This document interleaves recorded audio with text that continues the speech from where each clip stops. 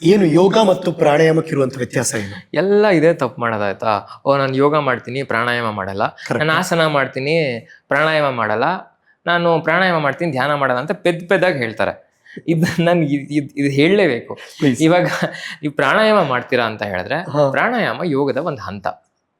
ಪ್ರಾಣಾಯಾಮ ಯೋಗದ ಒಂದು ಭಾಗ, ಒಂದು ಹಂತ. ಅಷ್ಟಾಂಗ ಯೋಗ ಪದ್ಧತಿ ಅಂತ ಒಂದು ಕ್ರಮ ಇದೆ. ಇವಾಗ ಹೆಂಗೆ ನೀವು ಶಾಲೆಗೆ ಹೋದ್ರೆ first standard, second standard, third, fourth, fifth, sixth, seventh, eight ತನಕ ಹೋಗ್ತೀರಾ.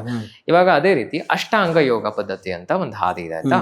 ಅಷ್ಟ ಅಂತ ಹೇಳಿದ್ರೆ 8 ಸಂಸ್ಕೃತದಲ್ಲಿ, ಅಂಗ ಅಂತ ಹೇಳಿದ್ರೆ ಪಾರ್ಟ್. ಸೊ ಅಷ್ಟಾಂಗ ಯೋಗ ಅಂತ ಹೇಳಿದ್ರೆ 8 ಡಿಫ್ರೆಂಟ್ ಪಾತ್. ಇವಾಗ ಒಂದು ಏಣಿನಲ್ಲಿ 8 ಕಾಲ್ಗಳಿದೆ ಅಂತ ಅನ್ಕೊಳ್ಳಿ. ನೀವು 8ನೇ ಕಾಲ್ಗೆ ಇದ್ರ ಮೇಲೆ ಹತ್ಬೇಕಂತ ಹೇಳಿದ್ರೆ ಮೊದಲನೇ ದಿನ ಶುರು ಮಾಡ್ಬೇಕು. ಕರೆಕ್ಟ್. ನಾನು 7ನೇದಕ್ಕೆ ಕಾಲಿಡ್ಬೇಕು ಅಂತ ನೀವು ನೆಲದ ಮೇಲೆ ಇಟ್ಕೊಂಡು 7ನೇದಕ್ಕೆ ಕಾಲಿಡಕ್ ಆಗಲ್ಲ. ಅನ್ಕೋಬೇಕಷ್ಟೇ, ಆಗಲ್ಲ. ಅಸ್ಯೂಮ್ ಮಾಡ್ಬೇಕಷ್ಟೇ ಬಿಟ್ರೆ ಪ್ರಾಕ್ಟಿಕಲ್ ಆಗಿ ಆಗಲ್ಲ ಅದು.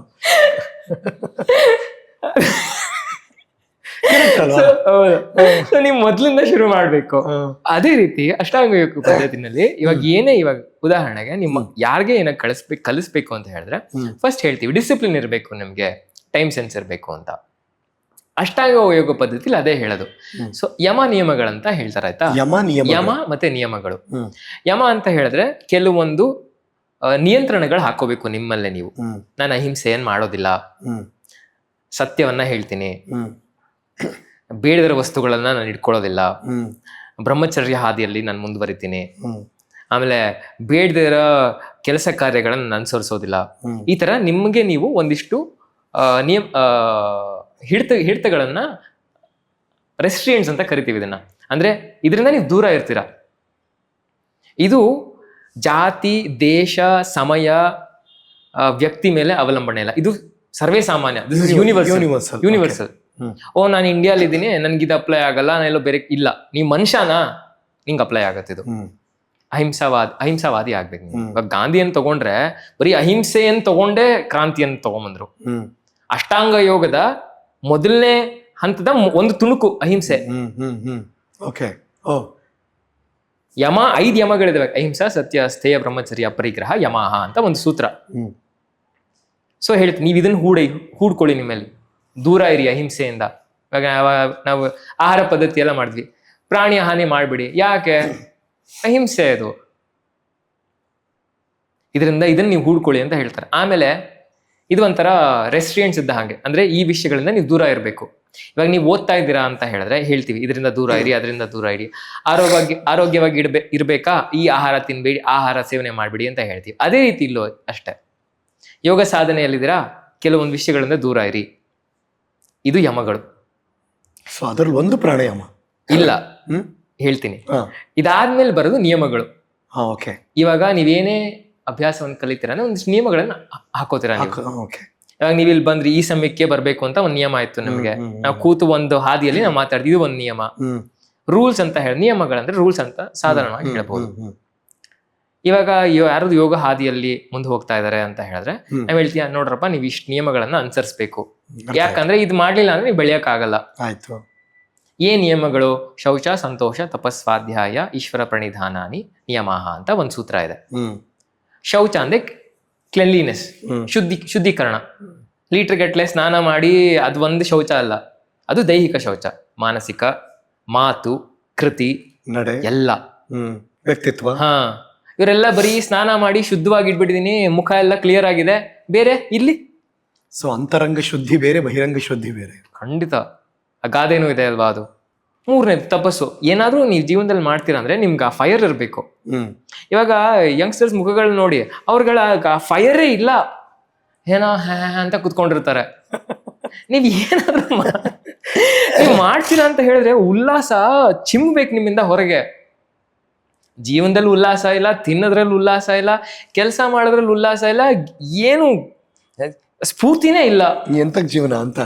ತಪಸ್ಸಂದ್ರೆ ಇದೆ. ನೀವು ಕಾಡಲ್ಲಿ ಕುತ್ಕೊಂಡು ಹೋಗಿ ಮಾಡಿ ಏನೋ ನಿಮ್ ದೇಹದ ಮೇಲೆ ಹುತ್ತ ಬೆಳೆದಿದೆ, ಅದು ಒಂದೇ ಅಲ್ಲ ಅರ್ಥ, ಅದು ಮೇಲ ಅರ್ಥ ತಪಸ್ಸಂದು.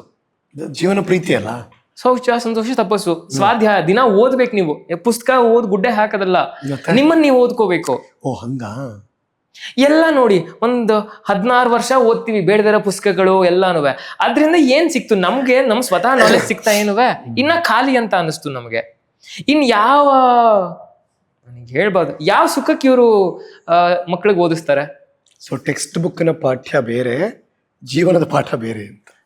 ಅವ್ರಗಳಿಗೆ ಅಷ್ಟು ಓದುನು ಅವ್ರಿಗೆ ಯಾರಂತ ಗೊತ್ತಾಗ್ಲಿ. ಇವಾಗ ಮುಖ್ಯವಾಗಿ ನಾವ್ ಏನಕ್ಕೆ ಓದ್ತೀವಿ ಅಂತ ಹೇಳಿದ್ರೆ, ಆ ವಿಷಯಗಳನ್ನ ನಾವು ತಿಳ್ಕೊಂಡಾಗ ನಮ್ಗೆ ಏನು ಗೊತ್ತಿಲ್ಲ ನಮ್ಮ ಬಗ್ಗೆ ಅದು ಗೊತ್ತಾಗುತ್ತೆ ಅಂತ. ನಾವು ಅಷ್ಟು ವರ್ಷ ಓದುನುವೆ ನಮ್ಗೆ ಯಾರಂತ ನಮ್ಗೆ ಗೊತ್ತಾಗಿಲ್ಲ ಇನ್ನ. So not only be your self, define your self. ನಿಮ್ ಬಗ್ಗೆ ಪುಸ್ತಕ ಬರೀರಿ ಅಲ್ವಾ? ಯಾರು ಒಂದು ಮಾಡದೇ ಇಲ್ಲ. ಅವ್ರ ಲೈಫ್ ಎಷ್ಟು ಡಿಸ್ಇಂಟ್ರೆಸ್ಟಿಂಗ್ ಆಗಿದೆ ಅಂತ ಹೇಳಿದ್ರೆ, ಅವ್ರ ಬಗ್ಗೆ ಬರೆಯಕ್ಕೆ ಒಂದು ಪೇಜು ಇಲ್ಲ ಅವರಿಗೆ. 20 ವರ್ಷ 30 ವರ್ಷ 50 ವರ್ಷ ಆಗಿರುತ್ತೆ. ಅವ್ರು ಬಂದ್ಬಿಟ್ಟು ನಮಗೆ ಹೇಳ್ತಾರೆ, ಓ ನೀವೇನ್ ಮಾಡಿದಿರ ಸಾಧನೆ ಅಂತ. ಸೊ ನೀವು ನೀವಾಗಿರುವುದಲ್ಲ, ನೀವೇನು ಅಂತ ನೀವು ಅರಿತುಕೊಳ್ಳಿ. ಇದಕ್ಕೆ ಸ್ವಾಧ್ಯಾಯ ಅಂತ ಹೇಳೋದು. ಓಕೆ. ಕೂತ್ಕೊಂಡು ಓದ್ತಿರ ಅಲ್ಲ, ಬರೀ ಬೇಡದಿರ ಜಗತ್ತಲ್ಲಿ ಆಗಿರೋದು ಓದೋದಲ್ಲ, ನಿಮ್ಮನ್ನ ನೀವು ಓದ್ಕೋಬೇಕು. ಯಾರೋ ಅವ್ರನ್ನ ಅವ್ರು ಓದಲ್ಲ.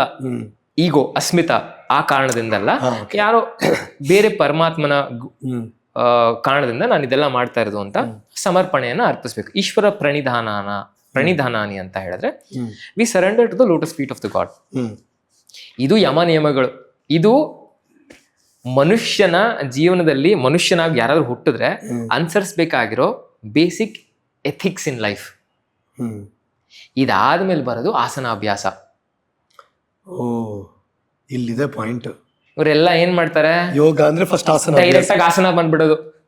ಅಹಿಂಸೆ ಮಾಡ್ತೀರಾ? ಇಲ್ಲ, ಇರಬರ ಹಿಂಸೆ ಎಲ್ಲ, ಮನೇಲಿರೋರ್ಗೆ ಹಿಂಸೆ ಕೊಡೋದು, ಜಗತ್ತಿಗೆ ಹಿಂಸೆ ಕೊಡೋದು. ಇಲ್ಲಿ ಬಂದ್ಬಿಟ್ಟು ಓ ನಾನು ಶಾಂತಿಯಾಗಿರ್ತೀನಿ ಅಂತ ಹೆಂಗ್ ಸಾಧ್ಯ? ಅದು ಇವತ್ತೇ ನಂಗೂ ಅರ್ಥ ಆಗಿದ್ದಿದ್ದು. ನಾವು ಅನ್ಕೊಂಡಿರೋದೆಲ್ಲ ಯೋಗ ಅಂದ್ರೆ ಆಸನಾಭ್ಯಾಸ.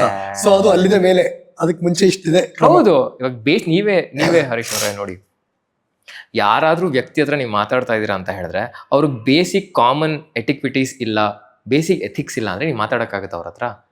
ಸಾಧ್ಯನೇ ಇಲ್ಲ. ಇವಾಗ ನೀವೇ ಯೋಚನೆ ಮಾಡಿ, ಎಷ್ಟು ಜನ ಜೊತೆ ಈ ತರ ಬದುಕ್ತಾ ಇದೀರಾ ನೀವು ಅಂತ. ಅವಾಗ ನಿಮ್ಗೆ ಅರ್ಥ ಆಗತ್ತೆ ಯಾಕೆ ನಾನು ಇಷ್ಟೊಂದು ತಲೆ ಕೆಡಿಸ್ಕೊಂತ ಬದುಕ್ತಿರೋದೇ ಅಂತ ಅವ್ರ ಜೊತೆ ಎಲ್ರು. ಮತ್ತೆ ಇನ್ ಹೆಂಗ್ ನೆಮ್ಮದಿಯಾಗಿರಕ್ಕಾಗತ್ತೆ? ಕರೆಕ್ಟ್. ತುಂಬಾ ಕರೆಕ್ಷನ್ ಮಾಡ್ಕೋಬೇಕೆಲ್ರು. ಇದೆಲ್ಲ ಅನುಸರಿಸ್ತೀರ. ಆಮೇಲೆ ಆಸನಾಭ್ಯಾಸಕ್ಕೆ ಬನ್ನಿ. ಅದಾದ್ಮೇಲೆ ಬರೋದು ಪ್ರಾಣಾಯಾಮ. ಓ ಆಯ್ತು, ನೀವು ಆಸನ ಮಾಡಿ ನಿಮ್ ದೇಹವನ್ನ ಪೂರ್ತಿ ನಿಮ್ ಹಿಡಿತದಲ್ಲಿ ತಗೊಂಡ್ಬರ್ತೀರಾ. ಆಯ್ತಾ? ದೇಹದ ಒಂದೊಂದು ಅಂಗಾಂಗಗಳು ನೀವ್ ಹೇಳ್ದಂಗೆ ಕೇಳತ್ತೆ. ಅಂದ್ರೆ ನಿಮ್ಗೆ ಆಸನ ಸಿದ್ಧಿ ಆಗಿದೆ ಅಂತ ಹೇಳ್ತೀವಿ. ಅವಾಗ ಯಾವ ದೇಹದ ಯಾವುದೇ ಅಂಗಾಂಗ ನಿಮಗ್ ತೊಂದರೆ ಕೊಡೋದಿಲ್ಲ. ಇವಾಗ ಕೂತ್ರೆ ನೆಮ್ಮದಿಯಾಗಿ ಒಂದು 10 ಅವರ್ ಕೂರ್ತೀರಾ.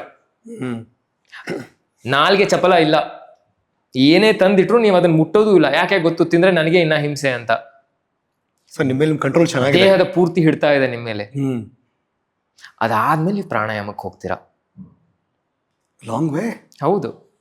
ಇವಾಗ ನೋಡಿ, ಇದೆಲ್ಲ ಮಾಡ್ದಿರೋರು ನೇರವಾಗಿ ಕೂತು ನಾನು ಉಸಿರು ಮೇಲೆ ಗಮನ ಕೊಡ್ತೀನಿ ಅಂತ ಹೇಳಿದ್ರೆ ಹಿಂಗ್ ಹಿಡ್ಕೊಂಡು ಶುರು ಮಾಡ್ತಾರೆ, ಹೇಗಾಗುತ್ತೆ? ಓಕೆ ಅಲ್ಲ ಮಾಡಿ ಪ್ರಾಣಾಯಾಮ. ಬಟ್ ಈ ಕ್ರಮ ಇದೆಯಲ್ಲ, ಹಂಗ ಮಾಡಿದ್ರೆ ಆರೋಗ್ಯಕ್ಕೆ ಒಳ್ಳೇದು, ಬಹಳ ಮುಖ್ಯ, ಮನಸ್ಸಿಗೆ ಒಳ್ಳೇದು, ಬಹಳ ಮುಖ್ಯ. ಅದಾದ್ಮೇಲೆ ಪ್ರಾಣಾಯಾಮ ಆದ್ಮೇಲೆ ಬರುತ್ತೆ ಪ್ರತ್ಯಾಹಾರ ಅಂತ. ಪ್ರತ್ಯಾಹಾರ ಅಂತ ಹೇಳಿದ್ರೆ ವಿತ್ಡ್ರಾವಲ್ ಆಫ್ ದ ಸೆನ್ಸಸ್. ನಮ್ಗೆಲ್ಲ ಇಂದ್ರಿಯಗಳಿದಾವೆ, ಕರ್ಮೇಂದ್ರಿಯಗಳು ಮತ್ತೆ ಜ್ಞಾನೇಂದ್ರಿಯಗಳು ಅಂತ ಹೇಳ್ತೀವಿ. ಕಣ್ಣು, ಮೂಗು, ಬಾಯಿ, ಕಿವಿ, ಚರ್ಮ. ಇಷ್ಟು 5ರಿಂದ ನಾವು ಹೊರಗಿನ ಪ್ರಪಂಚದಲ್ಲಿ ಏನೇನು ಆಗ್ತಾ ಇದೆ ಅದನ್ನೆಲ್ಲ ತಿಳ್ಕೊತಾ ಶುರು ಮಾಡ್ತೀವಿ. ಕಣ್ಣಿಂದ ನೋಡ್ತೀವಿ, ನಾಲಿಗೆಯಿಂದ ರುಚಿ ತಗೋತೀವಿ, ಸ್ಪರ್ಶ, ಕೇಳಿಸ್ಕೊಳ್ಳೋದು, ಇದೆಲ್ಲ ಆಗ್ತಾ ಇದೆ.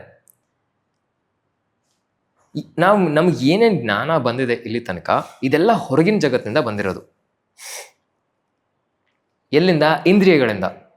ಇವಾಗ ನಮ್ ಕಿವಿನೇ ಇಲ್ಲ. ನೀವೇ ಒಂದು ಯೋಚನೆ ಮಾಡಿ ಆಯ್ತಾ? ಕಿವಿ ಕೇಳಿಸಲ್ಲ, ಕಣ್ಣು ಕಾಣಿಸಲ್ಲ, ವಾಸನೆಯ ಸ್ಪರ್ಶನೇ ಇಲ್ಲ ನಿಮಗೆ, ನಾಲ್ಗೆ ಮಾತಾಡಕ್ಕಾಗಲ್ಲ, ಮುಟ್ಟಿದ್ರೆ ಏನು ಅನುಭವನೇ ಆಗಲ್ಲ. ಈ ಎಲ್ಲವನ್ನು ತೆಗೆದ್ಬಿಟ್ರೆ ನೀವ್ ಯಾರು ಅಂತ ನೀವು ಯೋಚನೆ ಮಾಡಿ. ಡೆಡ್. ಗೊತ್ತೇ ಆಗಲ್ಲ ನೀವ್ ಯಾರು. ಹೌದು. ಇಲ್ಲಿ ಇವ್ರು ಹೇಳದ ಪ್ರಕಾರ ಯೋಗದಲ್ಲಿ ಮನುಷ್ಯನಾಗಿ ಹುಟ್ಟಿದ್ಮೇಲೆ ಇಂದ್ರಿಯಗಳ ಜೊತೆ ಸಂಬಂಧವನ್ನ ನಿಧಾನ ಕಮ್ಮಿ ಮಾಡ್ಕೋತಾ ಬನ್ನಿ. ಇವರು ಸಾಯೋ ಟೈಮಲ್ಲೂ ನಂಗೆ ಜಿಲೇಬಿ ಕೊಡು, ನಾನು ರುಚಿ ಮಾಡ್ಬೇಕು ಅಂತ ಹೇಳಿದ್ರೆ ಇಂಥವ್ರಿಗೆ ಏನ್ ಹೇಳಕ್ಕಾಗತ್ತೆ ನಾನು? ನೀವು ಅಬ್ಸರ್ವ್ ಮಾಡ್ದಂಗೆ ನಿಮ್ಮ ಗಮನಕ್ಕೆ ಬಂದ ಹಾಗೆ ಜನಸಾಮಾನ್ಯರು ಯೋಗದ ಬಗ್ಗೆ ತಿಳಿದುಕೊಂಡ್ರೆ ತಪ್ಪು ಕಲ್ಪನೆ ಏನು? ಇವಾಗ ಸಾಧಾರಣವಾಗಿ ಎಲ್ಲ ಇವಾಗ ನಾನೇ ಬಹಳಷ್ಟು ಜನಗಳನ್ನ ವಿಚಾರಣೆ ಮಾಡ್ತೀನಿಲ್ಲ, ಬಂದಾಗ ಕೇಳ್ತೀನಿ ಏನಕ್ಕೆ ನೀವು ಯೋಗಕ್ಕೆ ಬಂದ, ನಾನು ಎಲ್ಲರಿಗೂ ಕೇಳ್ತೀನಿ ಏನಕ್ಕೆ ಬಂದ್ರಿ, ಏನಕ್ಕೆ ನಾನು ಸೇರಿಸ್ಕೋಬೇಕು ಅಂತ ನಾನು ಕೇಳ್ತೀನಿ. ಅವ್ರಿಗೆಲ್ಲ ಹೊರಗಿನ ಪ್ರಪಂಚದಲ್ಲಿ ಇಲ್ಲವರೆಲ್ಲ ಹೇಗೆ ಮಾಡಿದ್ದಾರೆ ಅಂತ ಹೇಳಿದ್ರೆ, ಯೋಗಾಭ್ಯಾಸ ಬರ್ತೀನಿ ಅಂತ ಹೇಳಿದ್ರೆ ಫ್ಲೆಕ್ಸಿಬಿಲಿಟಿ ಆಗುತ್ತೆ ಅಂತ. ಎಷ್ಟರ ಮಟ್ಟಿಗೆ ಹದಗೆಟ್ಟೋಗಿದೆ ಅಂತ ಹೇಳಿದ್ರೆ, ಇಷ್ಟು ದೊಡ್ಡ ಜ್ಞಾನವನ್ನ ದೇಹದ ಒಂದು 2-3 ಚಲನೆ ವಲನೆಗಳಿಗೆ ತಂದಿಟ್ಬಿಟ್ಟಿದ್ದಾರೆ. ಅದು ತಪ್ಪು ಕಲ್ಪನೆ ಖಂಡಿತ. ಓಕೆ, ಇವಾಗ ನೀವು ತರಕಾರಿ ಕಟ್ ಮಾಡ್ತಾ ಇದ್ರೆ ತರಕಾರಿ ಕಟ್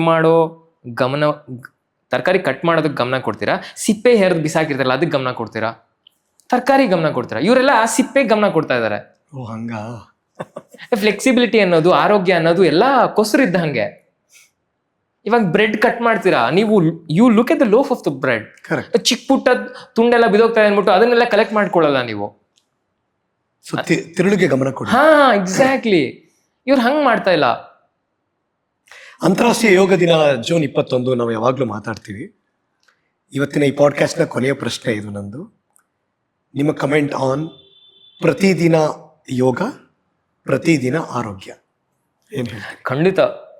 ನೀವು ದೇಹಕ್ಕೆ ಹೇಗೆ ದಿನಕ್ಕೆ 3 ಹೊತ್ತು ಆಹಾರ ಸೇವನೆ ಮಾಡಿ ಅಷ್ಟು ಶ್ರಮವಾಗಿ ಆಹಾರವನ್ನ ತಯಾರಿ ಮಾಡಿ ಕೊಡ್ತೀರಾ, ಅದೇ ರೀತಿ ಪ್ರತಿದಿನ ನಿಮ್ಮ ದೇಹಕ್ಕೆ ಮನಸ್ಸಿಗೆ ಖಂಡಿತವಾಗ್ಲೂ ಯೋಗದ ಅಭ್ಯಾಸ ಅವಶ್ಯಕತೆ ಇದ್ದೇ ಇದೆ. ಡಾಕ್ಟರ್ ಹತ್ರ ಹೋಗೋ ಅವಶ್ಯಕತೆ ಇಲ್ಲ, ಸೈಕ್ಯಾಟ್ರಿಸ್ಟ್ ಹತ್ರ ಹೋಗೋ ಅವಶ್ಯಕತೆ ಇಲ್ಲ, ಹಾಸ್ಪಿಟ್ಲ್ಗಳಿಗೆ ಹೋಗೋ ಇನ್ಶೂರೆನ್ಸ್ಗಳ ಅವಶ್ಯಕತೆ ಇಲ್ಲ, ಇದು ಪಾಯಿಂಟ್. ಔಷಧಿ ಅಂಗಡಿಗೆ ಹೋಗೋ ಅವಶ್ಯಕತೆ ಇಲ್ಲ, ವಯಸ್ಸಾದ್ಮೇಲೆ ಬೇರೆಯವ್ರ ಮೇಲೆ ಅವಲಂಬನೆ ಆಗೋ ಅವಶ್ಯಕತೆ ಇರೋದಿಲ್ಲ. ವಯಸ್ಸಿದ್ದಾಗ ಮಾಡಿ, ಎಲ್ಲ ಸಾಯೋ ಟೈಮಲ್ಲಿ. ಡೋಂಟ್ ಯು ಫೀಲ್ ಇತ್ತೀಚೆಗೆ ಒಂದಷ್ಟು ಗಮನ ಹರಿಸ್ತಿದ್ದಾರೆ ಅಂತ ನಿಮ್ಗೆ ಅನ್ಸಲ್ವಾ? ಬದಲಾವಣೆ ಆಗಿದೆ ಅಂತ ಅನ್ಸಲ್ವಾ? ಖಂಡಿತ ಆಗಿದೆ. ಸೋಷಿಯಲ್ ಪ್ರೆಷರ್ ಇಂದ ಆದ್ರೂ ಜನಗಳು ಅಭ್ಯಾಸವನ್ನ ಮಾಡಕ್ ಶುರು ಮಾಡಿದ್ದಾರೆ. We are into social media, we are into the tension world. ಯಾವಾಗ್ಲೂ ಇವಾಗ ಇಲ್ಲೂ ಬರ್ತಾರಲ್ವಾ, ಆಲ್ಮೋಸ್ಟ್ ಎಲ್ಲ ನನ್ನನ್ನು ಆನ್ಲೈನ್ ನೋಡಿ ಬಂದಿರ್ತಾರೆ. ಯಾಕಂದ್ರೆ ಅವ್ರಿಗೆಲ್ಲ ನೋಡದೆ ಫೋನ್ ಅನ್ನ. ಕರೆಕ್ಟ್. ಆದ್ರಿಂದ ಬದಲಾವಣೆ ಆಗ್ತಾ ಇದೆ.